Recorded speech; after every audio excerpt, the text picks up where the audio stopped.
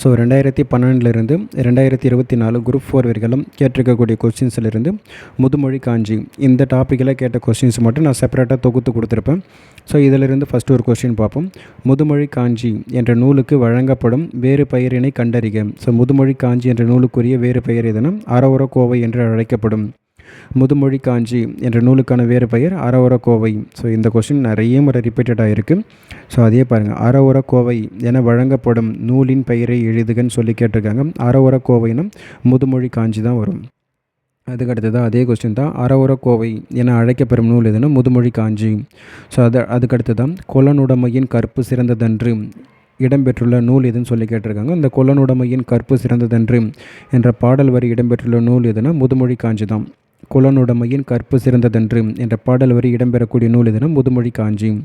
So அதுக்கடுத்ததாக ஆர்காலி உலகத்து மக்கட்கெல்லாம் ஓதலில் சிறந்ததன்று ஒழுக்கமுடைமை என்று குறிப்பிடக்கூடிய நூல் எதுனா அறவுரக்கோவை, அதாவது முதுமொழி காஞ்சி.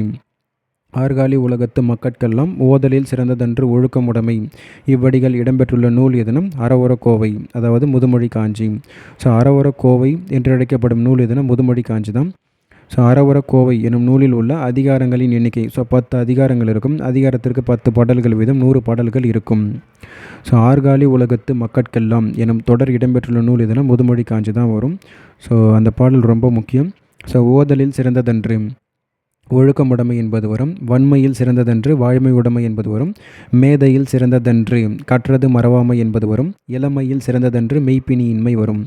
ஓதலில் சிறந்ததன்று ஒழுக்கமுடைமை, வன்மையில் சிறந்ததன்று வாய்மை உடைமை, மேதையில் சிறந்ததன்று கற்றது மறவாமை, இளமையில் சிறந்ததன்று மெய்ப்பினியின்மை.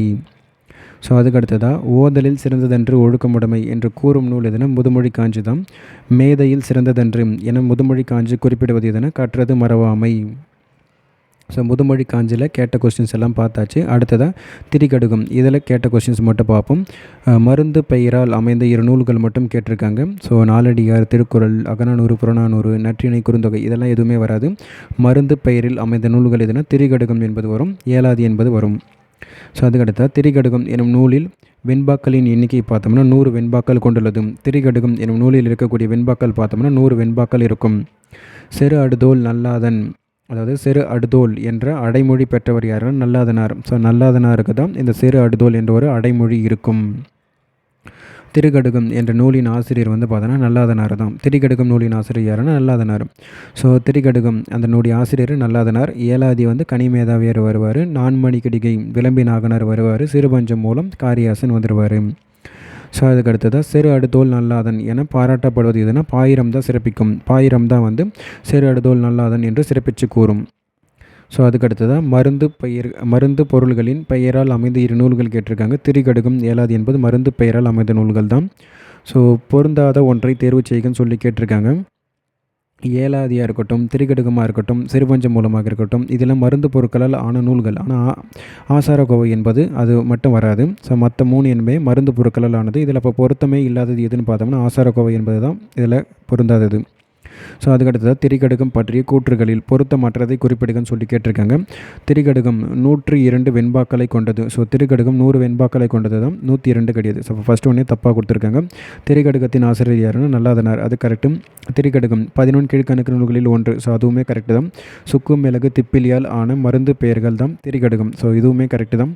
ஸோ அப்போ ஃபஸ்ட் ஒன் மட்டும்தான் தப்பு. திரிகடுகத்தில் 100 வெண்பாக்கள் மட்டும்தான் இருக்கும், 102 வெண்பாக்கள் என்பது கிடையாது. ஸோ அவ்வளோதான் திரிகடுகத்திலிருந்து கேட்டிருக்கக்கூடிய கொஸ்டின்ஸ் எல்லாமே பார்த்து முடிச்சிட்டோம். ஸோ நெக்ஸ்ட் ஒரு டாப்பிக்கில் பார்ப்போம்.